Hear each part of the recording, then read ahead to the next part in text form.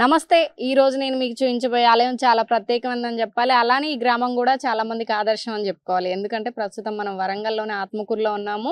ఇక్కడ ఉన్నటువంటి గ్రామస్తులు కాకతీయుల కాలం నాటి 12వ శతాబ్దంలో నిర్మించినటువంటి ఆలయం శిథిలా వ్యవస్థకి రావడంతో అందరూ ఊరంతా ఏకమై కులాలకి మతాలకి అతీతంగా వారి వారి కుటుంబాలు వాళ్ళ చుట్టాల నుంచి పక్కన గ్రామస్తులతో చందాలు తీసుకొని గవర్నమెంట్ నుంచి కానివ్వండి ఎవరి సాయం తీసుకోకుండా గ్రామస్తులు అందరూ ఏకమై కట్టినటువంటి అంటే పునర్వైభవం తీసుకొచ్చినటువంటి పునర్నిర్మాణం చేసినటువంటి ఆలయం ఈ శివాలయం.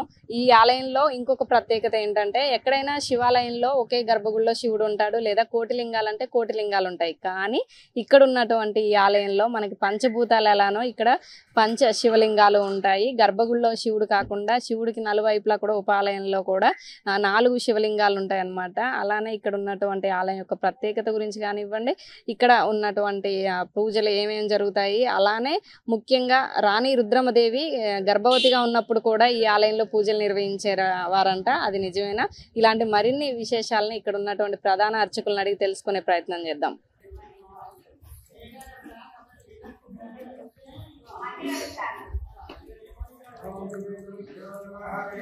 ఆలయాన్ని రీకన్స్ట్రక్షన్ చేశారు. అంతకు ముందు ఎలా ఉండేది, ఇప్పుడు ఎలా ఉంది, ఎలాంటి పూజలు నిర్వహిస్తారు అనేది ఇక్కడ ప్రధాన అర్చకులను అడిగి తెలుసుకునే ప్రయత్నం చేద్దాం. నమస్తే అండి. నమస్తే అమ్మా. ఈ ఆలయం యొక్క ప్రత్యేకత ఏంటంటే అంటే అన్ని శివాలయాల్లో ఒక శివలింగం ఉంటుంది, లేదంటే కోటిలింగాల దగ్గర కోటి శివలింగాలు ఉంటాయి. కానీ ఎక్కడా లేనట్టుగా ఈ ఆలయంలో పంచ భూతాలకు ఎలా అయితే మనం 5 అనుకుంటామో అలానే ఇక్కడ 5 శివలింగాలు ఉన్నాయి.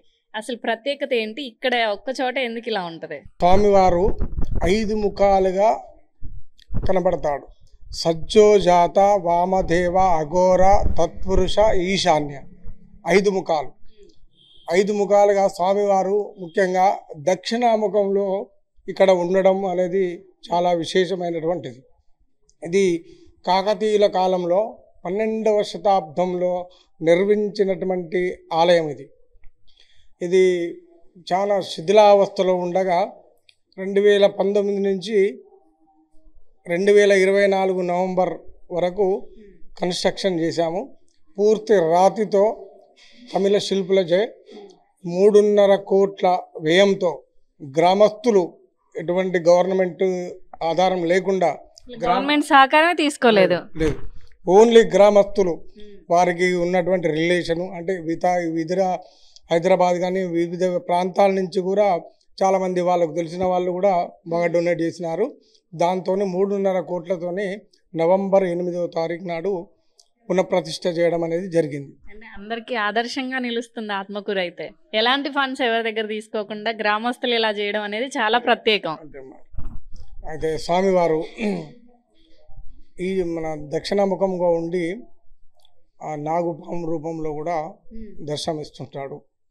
ముఖ్యంగా ఇక్కడ కాకతీయులు దండయాత్రలకి వెళ్ళినప్పుడు ఈ శివాలయంలో అభిషేకాలు చేసి యుద్ధాలకు వెళ్ళిన ఏ పని చేసినా కూడా ఇక్కడ అభిషేకాలు చేసేవారని చరిత్ర చెబుతున్నది. అలాగే వాళ్ళకి ఎందుకంటే ఇక్కడ చేయడం అనేది పెద్ద సెంటిమెంటు. ఆ విధంగా వాళ్ళు అన్నిట్లో విజయాలు సాధించారని చరిత్ర చెప్తున్నది. అంటే రాణి రుద్రమదేవి కూడా వరంగల్ జిల్లాలో ప్రత్యేకంగా కాకతీయులు పాలించినప్పుడు 3 ఆలయాల్లోనే పూజలు చేసేవారు. ఒకటి 1000 స్తంభాల గుడి, ఒకటి ఇక్కడ, ఇంకొక దగ్గర భూపాలపల్లి ఎక్కడ ఉంటుంది. కానీ ఇక్కడ చూస్తే ప్రత్యేకంగా మహిళలు కూడా ఏదైతే 1000 స్తంభాల గుడిలో లోపలికి వెళ్తారో గర్భగుడిలో, అలానే ఇక్కడ కూడా మహిళల్ని ఎంట్రీ ఇస్తున్నారు, లోపలికి వెళ్ళనిస్తున్నారు. మిగతా ఆలయాలతో పోల్చుకుంటే శివాలయాల్లో ఆడవాళ్ళైనా మగవాళ్ళైనా సాంప్రదాయ దుస్తులతోని శివాలయంలోకి వెళ్ళవచ్చు. కాకపోతే కొన్ని ఎండోమెంట్ పరిధిలో ఉండడం, కొన్ని పరిస్థితులను బట్టి అంతటా వెళ్ళలేకపోవచ్చు. కానీ స్వామివారిని దగ్గరికి వెళ్ళిన ఆ అనుభూతి అది అనేది చాలా బాగా ఉంటుంది. కాబట్టి ఇక్కడ కూడా ఇంత కొత్తగా నిర్మించుకున్నాం కాబట్టి ఆదరణ ఉండాలి, వాళ్ళకు కూడా వచ్చిన వాళ్ళకు కూడా సాటిస్ఫాక్షన్ అవ్వాలనే ఉద్దేశంతో కూడా అన్ని ఆలయాల్లోకి అందరినీ అనుమతించడం జరుగుతుంది. కాకపోతే సాంప్రదాయంగా వెళ్ళడం అనేది కంపల్సరీ. అంటే ముఖ్యంగా ఇక్కడ చూసుకుంటే ఈ ఆలయంలో రాణి రుద్రమదేవి గర్భవతిగా ఉన్నప్పుడు కూడా పూజలు చేసేవారని చెప్తున్నారు, నిజమేనా? అయితే అమ్మ కొంత చరిత్ర మనకు కొన్ని ఆధారాలు లేవు. కాకపోతే మెట్టుకు ఏది ఏమైనా ఏంటంటే కాకతీయులు ప్రతి పనికి శివాలయంలో మాత్రం పూజలు చేశారనేది మాత్రం ఖచ్చితంగా చెప్పగలుగుతాం. అంటే ఇక్కడ ప్రత్యేకంగా ఎలాంటి పూజలు నిర్వహిస్తారు? ఏ ఏ సమయాల్లో? అంటే మనకి మాసాలు ఉంటాయి కదా, ఆ ప్రత్యేక మాసాలు ఏమైనా ఉంటాయా? అలానే రోజు స్వామివారికి ఎలాంటి పూజలు నిర్వహిస్తారు? రోజు ఉదయాన్నే స్వామివారికి ప్రాతకాల పూజ, రోజు పొద్దున 6 గంటల నుంచి 12 గంటల వరకు, సాయంత్రం మళ్ళీ తర్వాత మాస శివరాత్రి కంపల్సరీ చేస్తాం. సుబ్రహ్మణ్య షష్ఠి, మహాశివరాత్రి, ప్రతి ఫెస్టివల్ కూడా. మళ్ళీ కార్తీక మాసం మామూలుగా 30 రోజులు అనేది ఉంటాయి. ఇక సామూహిక వ్రతాలు. పోతే ఎందుకంటే అన్ని దేవుళ్ళకు కూడా నిన్నట్టు నవగ్రహాలకు కూడా ఇంకా ఇతరత్ర ఆర్థిక, ఉద్యోగ, సంతాన ఇటువంటి ఏ సమస్యలు ఉన్నా కూడా ఇక్కడ పూజలు చేసుకుని దిగ్విజయమే వాళ్ళకు మంచి జరిగింది అనేది చరిత్ర చెప్తుంది. అంటే హిందువులు మనం చెట్టు దగ్గర ఉండి ఒక రాయిని పెట్టుకుని పూజించే వాళ్ళ నమ్మకం. అలానే ఇక్కడ ముఖ్యంగా ప్రతి దగ్గర ఏ ఆలయానికి వెళ్ళినా కోరికలు తీరుతాయని చెప్పి నమ్మకంతో వెళ్తూ ఉంటారు. కానీ ఇక్కడ కాకతీయులు ఏ యుద్ధానికి వెళ్ళినా ఇక్కడ వచ్చి పూజ చేస్తే విజయం సాధించారనే నమ్మకం ఉన్నప్పుడు ఇక భక్తులకి అదొక ప్రత్యేకమైనటువంటి నమ్మకం ఉంటుంది కదా ఇక్కడ. అవునమ్మా, ఎందుకంటే వారు చేసి వాళ్ళు విజయం సాధించారనేది తర్వాత కూడా ఈ శిథిలావస్థలో ఉన్నప్పుడైనా కూడా గ్రామస్తులు అయినా కూడా పూజలు చేసుకొని వాళ్ళకు మంచి జరగడం వల్ల కూడా ఆదరణ బాగా ఉండి, అందుకే అంత డబ్బు కూడా 3.5 కోట్లు కూడా అందరు వాలంటీర్గా నేను ఇస్తా అనేది పోటీ పడి డబ్బులు ఇచ్చి దీని నిర్మాణానికి పూర్తిగా సహకరించారమ్మ. అంటే ఇప్పుడు ఇక్కడ 5 శివలింగాలు ఉన్నాయి కదండి, అంటే ఎట్లా ఏ రూపాల్లో ఉంటాయి? మొత్తం లింగ రూపమేనా లేకపోతే ఇంకా వేరే అన్ని లింగ రూపాలేమో? అన్ని లింగ రూపాలు, 5 శివలింగాలు, 5 నందులు, ధ్వజస్తంభం కూడా కొత్తగా పెట్టడం జరిగింది. నవగ్రహాలు, సుబ్రహ్మణ్య స్వామి అన్నీ కొత్తగా ఈసారి మనం ప్రతిష్ట చేయడం జరిగింది. అంటే భక్తులు కానివ్వండి, వచ్చేవాళ్ళు కానివ్వండి, ఇప్పటికీ కూడా ఏమన్నా అంటే ఎవరైనా ఫండ్స్ ఇస్తే తీసుకుంటున్నారా? ఏమన్నా చెప్పాలనుకుంటున్నారా చూసే ప్రేక్షకులకి? ఇప్పటి వరకు ఎవరే ఇచ్చిన దాతల నుంచి స్వీకరించడానికి, ఎందుకంటే ఇంకా డెవలప్ చేయడానికి, నిత్య ధూపదీప నైవేద్యాలు ఖర్చులకు కూడా తీసుకోవడానికి సిద్ధంగానే ఉన్నాం. ఇంకా ఏంటంటే భక్తుల సహకారంతో ఇంకా ఎన్నో చేయాల్సి ఉన్నది. ఎందుకంటే ఇప్పటికి 1 month అవుతుంది ప్రతిష్ట అయ్యి, కాబట్టి భక్తులు ఎల్లవేళలా రావచ్చు, దర్శనం చేసుకోవచ్చు, వారికి తగిన సహాయం చేయవచ్చు అనేది కోరుతున్నాం. ఇక్కడ ఉన్నటువంటి గ్రామస్తులు అందరూ కూడా సంకల్పంతో ఎవరికి వారు సొంతంగా వాళ్ళు డబ్బులు సమకూర్చుకొని ఈ ఆలయానికి 3.5 కోట్లు పైగా ఖర్చు పెట్టి ఈ ఆలయాన్ని రీకన్స్ట్రక్షన్ చేశారు. ఇక్కడ ఉన్నటువంటి భక్తులతో వారితో మాట్లాడి వాళ్ళ అభిప్రాయం తెలుసుకునే ప్రయత్నం చేద్దాం. మీరందరూ కలిసి కూడా ఇక్కడ ఊర్లో వాళ్ళందరూ ఒక్క ఏకతాటి మీదకి వచ్చి ఇక్కడ ఇదంతా చేయడం జరిగింది. ఎలా ఉంది ఇప్పుడు భక్తులు తాకిడి ఎలా ఉంది? శివాలయం కాకతీయుల కాలం నాటి శివాలయం, అంటే 12వ శతాబ్దం అప్పుడు కట్టిన శివాలయం అని చరిత్ర చెప్తున్నది. ఇది మేము గ్రామస్తులము, మా స్వస్థలము, మా ఇల్లు కూడా ఈ ప్రెమిసెస్లోనే ఉండే. మా చిన్నప్పటి ఆకాంక్ష కూడా అదే. దీన్ని ఏదో ఒక రూపం తేవాలి, దీన్ని మళ్ళీ రీమోడలింగ్ చేయాలి, రీకన్స్ట్రక్షన్ చేయాలనే ఆలోచనతో గ్రామస్తులమందరం ఒక కమిటీగా ఏర్పడి పొలిటికల్ పార్టీల సాయంతో, ఆఫీసర్ల సాయంతో అందరి సాయం తీసుకొని ఆర్థికంగా కూడా చాలా మంది మాకు విరాళాల రూపంగా ఇచ్చారు. మా కమిటీ సభ్యులు కూడా ఒక్కొక్కరు చేతనైనంత ₹1,00,000 నుంచి 5,00,000 రూపాయల ఇచ్చిన కమిటీ సభ్యుడు కూడా ఉన్నారు. అందరి ప్రోత్సాహంతోనే మేము ఈ ఆలయం పునర్నిర్మాణం చేయడం జరిగింది. అంటే భక్తులు రావడం కానివ్వండి, పూజల నిర్వహణ ఇదంతా ఎట్లా అనిపిస్తుంది? ఇట్లా మళ్ళీ ధ్వజస్తంభం ఎత్తి మళ్ళీ పునర్వైభవం వచ్చాక పురాతన రోజుల కంటే ఈ రోజులు చాలా, అంటే పునర్ప్రతిష్ఠ అయిన తర్వాత ఆలయంలో మంచి భక్తుల తాకిడి ఉన్నది, సందడి బాగా పెరిగింది. భక్తులు భక్తి శ్రద్ధలతో అందరు వచ్చి కూడా దర్శించుకుంటున్నారు. ఇప్పుడే పూజలు నిర్వహించుకుని వచ్చినటువంటి మహిళలు కొంతమంది ఉన్నారు, వారితో మాట్లాడదాం. నమస్తే అమ్మా. నమస్తే అమ్మ. ఎట్లా చెప్పండి, ఎట్లా అనిపిస్తుంది? మీ ఊరు అందరూ ఏకతాటి మీదకి వచ్చి ఇక్కడ ఈ ఆలయాన్ని మళ్ళీ పునర్వైభవం తీసుకొచ్చారు, ఇక్కడ పూజలు నిర్వహిస్తున్నారు, ఎలా ఉంది? మంచిగా అనిపిస్తుంది అమ్మ. ఈ శివుడు మాకు ఎన్ని సంవత్సరాల కంచెల్లో ఇక్కడ ఉన్నాడు. చాలా రోజుల కంచెల్లి ఈ శివాలయంలో అందరం మేము పూజలు చేసుకుని మొక్కిపోతాం. 5 శివలింగాలు.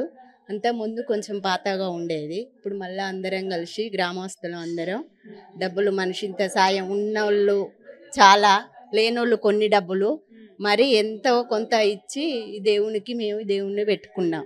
కొత్తగా ఈ గడష్టము ఇవన్నీ ఎత్తుకున్నాం. కొడుకులు బిడ్డలు కాని వాళ్ళకు కూడా దేవునికి పూజలు చేస్తే అవుతారు. మాకు పాడి పంట గొడ్డు గోదన అందరూ చల్లగా ఉంచుతాను. ఏ ఊరు నుండి వచ్చిన ప్రజలనైనా ఈ దేవుడు కొడుకులు బిడ్డలు కొంగు బంగారం చేసి గొడ్డు గోద పిల్ల జల్లను చల్లగా ఉంచాలి. మీకు ముఖ్యంగా ఇక్కడ ఈ దేవుణ్ణి మొక్కుకున్న తర్వాత తీరని కోరిక ఏదైనా ఉందా? చాలా మందికి దబ్బిన అమ్మాయిలు అయినాక తర్వాత అబ్బాయిలు కావాలని మొక్కుకుంటే చాలా మందికి అయింది. పూజలు చేసిన వాళ్ళకు కూడా శివరాత్రి రోజు పూజలు అయినాక మళ్ళీ పొద్దున 12 గంటల తర్వాత చేస్తారు పూజలు. ఆ పూజ దేవునికి చేసి పిల్లలు లేని వాళ్ళకు పిల్లలైన వాళ్ళు కూడా చాలా మంది ఉన్నారు. ఎట్లా అనిపిస్తుంది ఇక్కడ ఆలయం పూజలు కానివ్వండి ఇదంతా? చాలా బాగా మేడం. మాకు చిన్నప్పటి నుండి గుడి తెలుసు.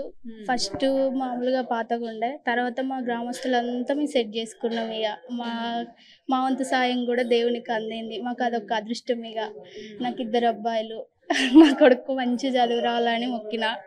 ఇప్పుడైతే బాగానే చదువుతాడు. శివయ్య మాకు ఎప్పటికీ అల్లరి తగ్గిపోయి చదువు ఎక్కువైందా? శివయ్య మాకు ఎప్పటికీ బ్లెస్సింగ్ ఇస్తూనే ఉన్నాడు. ఎప్పటికీ సోమవారం వస్తాను ఇక్కడికి. ఈ టెంపుల్ అయితే చాలా బాగున్నది. ఫస్ట్ కంటే ఇప్పుడు బాగున్నాయి. ఎక్కడో నుంచి వచ్చే వాళ్ళకంటే కూడా ఉన్న ఊర్లో అక్కడ మన దగ్గర ఉన్నది అంటే ఇంకా తృప్తి వేరే ఉంటది కదా. స్పెషల్ కదా మేడం, మనకి ఇంకా సూపర్ ఉన్నది కదా. ఎక్కడికో పోవడికంటే మన ఊళ్ళే మనకు దగ్గర ఉన్నది కదా, అది మాకు బాగా నచ్చింది. ఇక్కడ ఉన్న వాళ్ళందరూ అదృష్టవంతులనే చెప్పుకోవాలా. సూపర్ గా అసలు మా ఆత్మకూరు అంతా ఒక గొప్ప అదృష్టం అంటే మా శివాలయం. ఇక అప్పటికి ఫుల్ శివాలయం ఓపెనింగ్ అప్పుడు అందరం విడిపించుకున్నాం.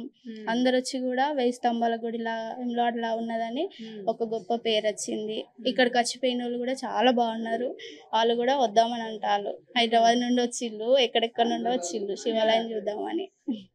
అంటే మనకి ఊర్లో పల్లెటూరులో ధ్వజస్తంభాలు ఎత్తినా కానీ లేకపోతే ఏదైతే మనకి ఊర్లో అన్ని పండుగలు చేస్తుంటారు కదా, బొడ్రాయి అట్లా, అలాంటప్పుడు ఊరంతా ఏకమవుతుంది. కానీ ఈ ఆలయంలో ఇక్కడ ప్రత్యేకంగా కట్టడానికి ఊరంతా కదిలింది. అవును మేడం, అవును. అప్పుడు అసలు ఎట్లా అంటే ఫుల్ మంది మేడం. అప్పుడు మా శివాలయం ఓపెనింగ్ మా ఇంటికే 50 మెంబర్స్ 50 మంది వచ్చిర్రు. చుట్టాలు మేమే 60,000 పెట్టినాం ఇక్కడికి వచ్చేదందుకు, చుట్టాలను రిసీవ్ చేసుకునేందుకు. అంత బాగా గ్రాండ్ జరిగింది. ఆత్మకూరోళ్ళు కానీ వేరే విలేజ్ వాళ్ళు కూడా మాకు సపోర్ట్ చేసి కూడా అయ్యేందుకు అందరు బాగానే ఉన్నారు. చెప్పండి అమ్మా, మీకు ఎట్లా అనిపిస్తుంది? అంటే మీరు ఎప్పుడు రెగ్యులర్ గా వస్తారా? ప్రతి వారం మొత్తం మేడం. మాకు చాలా మంచిగా ఉంటుంది, హ్యాపీ. ఇంట్లో ఎంత పని ఉన్నా గానీ వచ్చి దర్శనం చేసుకుని వెళ్ళాల్సిందే. అవును, అది ఖచ్చితంగా. పిల్లలతో సహా మేము వచ్చి దర్శనం చేసుకుంటాం. చెప్పండి అమ్మా, వీళ్ళకంటే ఎక్కువ మీకే తెలిసి ఉండాలి ఈ ఆలయం గురించి. బిడ్డలు చెప్పింది కదా, మీ బిడ్డ చెప్పింది అంటే వీళ్ళకి ఇప్పుడు తెలుస్తుంది. మీరు ఎప్పటి నుంచో ఈ ఊర్లో ఉన్నారు కదా, మీకు ఎట్లా అంటే అప్పుడు ఎట్లా ఉండేది, ఇప్పుడు ఎలా ఉంది, ఎలా అనిపిస్తుంది? అప్పుడు కొంచెం పాతది ఉండేది మేడం. ఆ పాత తీసేసి కొత్తగా ఓపెనింగ్ చేసిన కాంచెల్లి ఇంకా చాలా బాగా శివాలయం మీద మాకు ఇష్టం పెరిగింది. ఇంకా అప్పటికన్నా ఇప్పుడు చాలా బాగుంది. ఇంకా మేము అందరం కూడా సేమంగా ఉండాలి. మాకు పండ్ల షాపులు కానీ అన్నీ కిరాణా షాపు కానీ ఉన్నది. అవి ఇంకా చాలా గుడి ఓపెనింగ్ అయిన కాంచెల్లి ఇంకా చాలా వరకు మాకు దేవుడి మధ్య మాకు నడుస్తున్నాయి. అంటే ఈ పూజలు చేస్తున్నప్పటి నుంచి ఆలయం రీకన్స్ట్రక్షన్ చేశాక బాగా నడుస్తుందా? నడుస్తుంది. ఇప్పుడు శివయ్య కంటే మేము ఇష్టం, మాకంటే శివయ్య ఇష్టం. ఆత్మకూరు శివాలయాలను ఇక్కడ శివాలయం అంటే ఆత్మకూరు గుర్తు రావాలి, అంతేనా? అవును మేడం.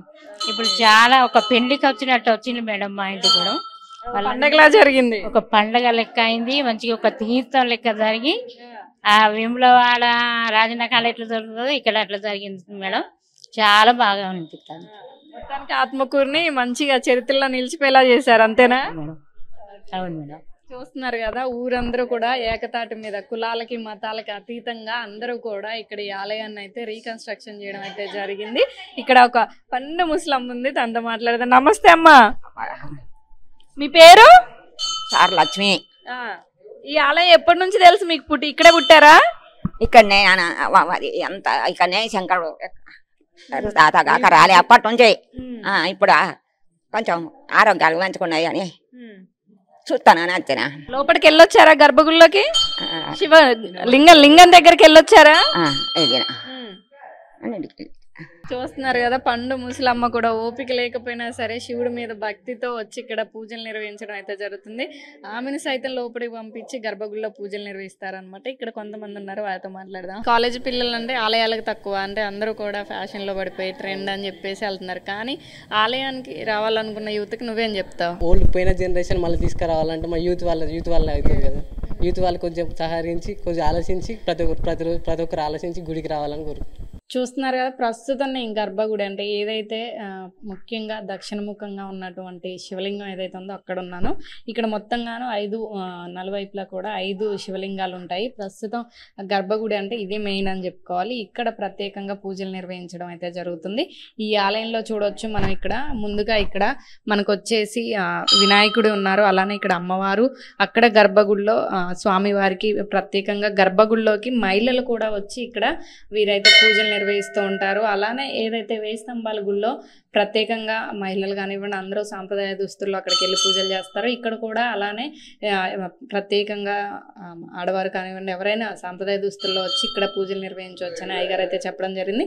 ఇక్కడ మనం చూసుకున్నట్టయితే ముఖ్యంగా పైన పార్వతి సమేతంగా ఉన్నటువంటి శివుడు పార్వతి విగ్రహాలు ఉన్నాయి. అలానే ఇక్కడ మనకి ముఖ్యంగా శివలింగానికి ప్రత్యేకమైనటువంటి పూజలు నిర్వహిస్తూ ఉంటారని చెప్పారు. ఇక్కడ పక్కన చూసుకుంటే అమ్మవారు, ఇటు పక్కన చూస్తే వినాయకుడు, అలానే ఇది మెయిన్ గర్భగుడి అని చెప్పుకోవచ్చు. ఇదే మెయిన్ 5 శివాలయం ఏదైతే ఉన్నాయో 5 ఉంటాయి కదా శివలింగాలు, అందులో ముఖ్యంగా ప్రత్యేకమైనటువంటి గర్భగుడి ఉన్నటువంటి ఆలయం ఇది అని చెప్పుకోవాలి.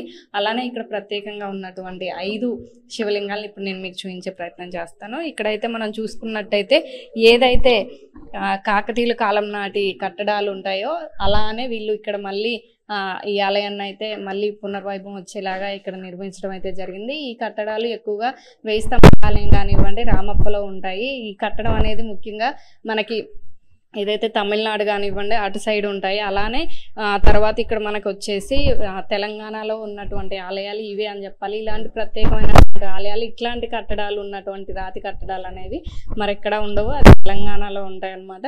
ఇక్కడ మనం చూసుకుంటే ఇంకో శివాలయం ఉందన్నమాట. ఇక్కడ ఏదైతే పంచముఖాలుగా ఉన్నటువంటి ప్రతి నలదిక్కుల ఇక్కడ వీళ్ళైతే శివలింగాలను ఏర్పాటు చేయడం జరిగింది. ప్రతి గర్భగుడిలో కూడా శివుడు ఉంటారు. ఇక్కడ మనకి ఏదైతే శివుడికి ఇటు పక్కన కుడి చేతి పక్కన ఎడం చేతి పక్కన ఉపాలయాల్లాగా ఈ 5 ఆలయాలను అయితే ఇక్కడ వీళ్ళు ఆలయంలో ఉన్నటువంటి ఈ ఆలయంలో మళ్ళీ ప్రత్యేకంగా ఈ 5 లింగాలు అంటే గర్భగుడిలో ఉన్నటువంటి శివలింగంతో పాటు ఇటు 2 అటు 2 4 అలానే గర్భగుడి మొత్తంగాను 5 శివలింగాలు ఉంటాయన్నమాట. ఇక్కడ మనం చూసుకుంటే ఇంకొక శివాలయం, ప్రతి శివుడికి కూడా నాగపడగ విప్పినట్టుగా ఉన్నటువంటి ప్రతి గర్భగుడిలో శివుడికి నాగపడగ ఉంటుంది. అలానే ఇటు పక్కన కానీ అటు పక్కన కానీ ఎక్కడైనా సరే ఉన్నటువంటి నలుమూలలా ఉన్నటువంటి శివలింగాలకి నాగుపడగ విప్పినట్టుగా ఉన్నట్టు అలానే ఉంది. ఇక్కడ ఉన్నటువంటి ఏదైతే స్తంభాల దగ్గర నుంచి ఇక్కడ ఉన్నటువంటి ప్రతి ఒక్కటి కూడా అప్పటి పురాతనమైనటువంటి ఆలయాలు ఎలా అయితే ఉంటాయో అలానే వీళ్ళు తమిళనాడు నుంచి తీసుకొచ్చినటువంటి శిల్పులతో వీళ్ళు చెక్కి మళ్ళీ యథావిధి పునర్వైభవాన్ని అయితే తీసుకురావడం జరిగింది. మనం చూసుకుంటే ఏదైతే వేయి స్తంభాల ఆలయం కానివ్వండి పురాతన ఆలయాలు ఏవైతే ఉంటాయో మనం గతంలో చూపించినటువంటి ఆలయాలలాగే ఈ ఆలయం కూడా ఉందన్నమాట. మొత్తం చుట్టూ కూడా రాతితో నిర్మించినట్టుగా వీళ్ళు మొత్తం యాష్ కలర్ థీమ్ అయితే తీసుకోవడం జరిగింది. గుడి నలువైపులా మొత్తం కూడా వీళ్ళు చెట్లను ఏర్పాటు చేసుకోవడం జరిగింది. అలానే మనం వెనక భాగంలో ఉన్నాం, ప్రస్తుతం పక్క భాగం ఏదైతే శివుడు గర్భగుడి పక్కన ఉన్నటువంటి కుడి చేతి వైపున మనం ఉన్నాము. ఇక్కడ మనం చూసుకోవచ్చు ఇదంతా కూడా ఈ థీమ్ అంతా కూడా పురాతనంలో కాకతీయులు కట్టినటువంటి కట్టడాలు ఎలా అయితే ఉంటాయో యాస్టీ సేమ్ అలానే వీళ్ళు థీమ్ని ఏర్పాటు చేయడం అయితే జరిగింది. అలానే ఆలయానికి మధ్యన స్పేస్ వచ్చేటట్టు ఇక్కడ గ్యాప్ ఇవ్వడం జరిగింది. ఏదైతే పూజలు నిర్వహిస్తారో ఆ పూజలు నిర్వహించినప్పుడు పాలాభిషేకం అదంతా చేసినప్పుడు అది అంతా బయటికి రావడానికి కూడా ప్రత్యేకంగా ఏర్పాటు చేసుకున్నారు. ఇటు నుంచి ఉన్నటువంటి ఆలయానికి ఇక్కడ ఒక ప్రత్యేకంగా వీళ్ళు ఒక బావిలాగా చేసి అందులో వెళ్ళేలాగా చేశారు. ఇక్కడ మనం చూసుకుంటే నంది మనకి 1000 స్తంభాల ఆలయంలో ఎలా ఉంటుందో సేమ్ ఉందన్నమాట. చాలా చక్కగా నల్లటి వర్ణంలో ఇక్కడ మనం చూసుకోవచ్చు. ఎంత చక్కగా మెరుస్తూ ఉంది నందిని కూడా చాలా చక్కగా అలంకరించడం అయితే జరిగింది. అంటే ఆ శిల్పులు ఎంత చక్కగా చెక్కారు చూడండి. అప్పటి ఏదైతే కాకతీయుల కాలం నాటి ఆలయాల్లో నందులు ఎలా ఉంటాయో సేమ్ ఇప్పుడు వీళ్ళు ప్రతిష్ఠించిన ఈ ఆలయంలో కూడా ఈ నంది అలానే ఉందని చెప్పాలి. మెడలో కానివ్వండి, నందికి చుట్టూ కూడా అలంకరించినటువంటి ఇది మనం చూసుకోవచ్చు. ఎంత చక్కగా ఉంది. అసలు అది చూస్తుంటేనే వాళ్ళ శిల్పకళ ఎంత గొప్పగా ఉందనేది తెలుస్తుంది. ఇక్కడ చెవులు కానివ్వండి, ఇక్కడ ఉన్నటువంటి కొమ్ములు కానివ్వండి, చాలా చక్కగా వీళ్ళైతే రూపుదిద్దించినటువంటి ఈ శిల్పకళ మనం చూడొచ్చు.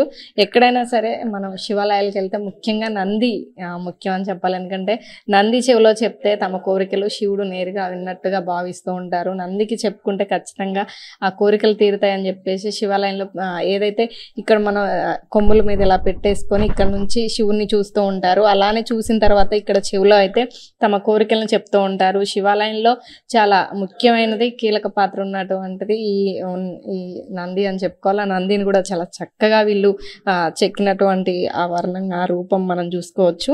ఎప్పుడైతే మనం 1000 స్తంభాల గుడికి వెళ్తాం అక్కడ నంది కనిపిస్తుంది. ఆ నంది ఎలా అయితే ఉందో ఇక్కడ కూడా ఆత్మకూరులో ఉన్నటువంటి శివాలయంలో ఇక్కడ సేమ్ ఎలా అక్కడ ఏదైతే నందికి తీసుకోకుండా ఇక్కడ సేమ్ పెట్టడం అయితే జరిగింది. అలానే ఇక్కడ ఉన్నటువంటి ఆలయం కూడా చాలా ప్రత్యేకమైందని చెప్పుకోవాలి. కాకతీయుల కాలం నాటి కట్టడాలు ఏవైతే ఉంటాయో అలానే వీళ్ళు మళ్ళీ అదే రాతి వర్ణంతో ఉన్నటువంటి ఇదంతా కూడా చెక్కించడం జరిగింది. అప్పుడే ఆలయాల్ని గుర్తు చేసేలాగా ఈ ఆలయం అయితే ఉందని చెప్పాలి. ఇలాంటి ఆలయాలు 1000 స్తంభాల ఆలయం కానివ్వండి, రామప్ప, తర్వాత ఇదే ఆలయం అని మనం చెప్పుకోవాలి. ఇప్పుడు కొత్తగా నిర్మిస్తున్నటువంటి తెలంగాణలో ఎక్కడైనా సరే అక్కడ మనం చూసుకుంటే యాదాద్రి కానివ్వండి, ప్రతి ఒక్క ఆలయం రాతి ఉన్నటువంటిది కట్టడాలనే కడుతూ వస్తున్నారు. ఎందుకంటే చాలా ప్రత్యేకంగా ఉంటుంది. ఆ వర్ణం కూడా చూడడానికి చాలా చక్కగా ఉంటుంది కాబట్టి అప్పుడు కట్టడాలనే మళ్ళీ ఇప్పుడున్నటువంటి ఆలయాలకి కట్టడం అయితే జరుగుతుంది. ఇక్కడ మనం చూసుకున్నట్టయితే అన్ని ఆలయాల కంటే కూడా ఈ రాతి కట్టడం అనేది చాలా ప్రత్యేకంగా కనిపిస్తుంది. అలానే సేమ్ అప్పుడున్నటువంటి కట్టడమే మళ్ళీ వీళ్ళు తమిళనాడు నుంచి తీసుకొచ్చి ఇదే కట్టడాన్ని మళ్ళీ కట్టడం అయితే జరిగింది. ఈ ఆలయానికి మొత్తానికైతే పునర్వైభవాన్ని తీసుకొచ్చారు. ఎక్కడెక్కడి నుంచో కూడా అందరూ ఇక్కడికి వచ్చి స్వామివారిని దర్శనం చేసుకుంటున్నారు. ముఖ్యంగా ఏదైతే కాకతీయులు యుద్ధాలకు వెళ్ళే సమయంలో ఇక్కడ వచ్చి దర్శనం చేసుకుంటే ఖచ్చితంగా యుద్ధాలు గెలుస్తారనే నమ్మకంతో ఈ ఆలయాన్ని దర్శించుకునేవారు అని చెప్పేసి నానుడితో అంత ప్రత్యేకంగా ఉన్న ఆలయంలో మనం కూడా కోరిన కోరికలు నెరవేరుతాయని చెప్పేసి ఇక్కడ ఉన్నటువంటి అందరూ కూడా మళ్ళీ సంకల్పించి ఊరందరూ కూడా వారి సొంతంగానే అందరూ డబ్బులు వెచ్చించి అందరూ ఇక్కడ చందాలతో వీరికి వీరే గ్రామస్తులు ఈ ఆలయాన్ని నిర్మించడం జరిగింది. దాదాపు 3 కోట్ల పైన దీనికి ఖర్చు అయిందని చెప్తున్నారు. వీరు ఇక్కడే కాదు, చుట్టుపక్కలే కాదు, చాలా మందికి ఆదర్శం అని చెప్పుకోవాలి. పురాతన ఆలయాల్ని హిందూ ధర్మానికి సంబంధించి కానివ్వండి, హిందువులకు సంబంధించి ఉన్నటువంటి ఏదైతే ఆలయాలు పునర్వైభవాన్ని తీసుకురావడానికి కానివ్వండి, లేకపోతే హిందూ ధర్మాన్ని కాపాడే ప్రయత్నంలో ఉన్నటువంటి ఈ పునర్నిర్మాణం అనేది చాలా కీలక పాత్ర అని చెప్పాలి. అలాంటిది ఈ గ్రామస్తులు అందరూ ఏకమై కులాలకి మతాలకు అతీతంగా ఇక్కడ ఈ ఆలయాన్ని అయితే కట్టడం జరిగింది. ఈ ఆలయం కాదు, ఈ గ్రామం కూడా అందరికీ ఆదర్శం అని చెప్పుకోవాలి. ఇలాంటి మరిన్ని వార్తలు మీ ముందు తీసుకొస్తుంది మీ RN TV. Keep watching.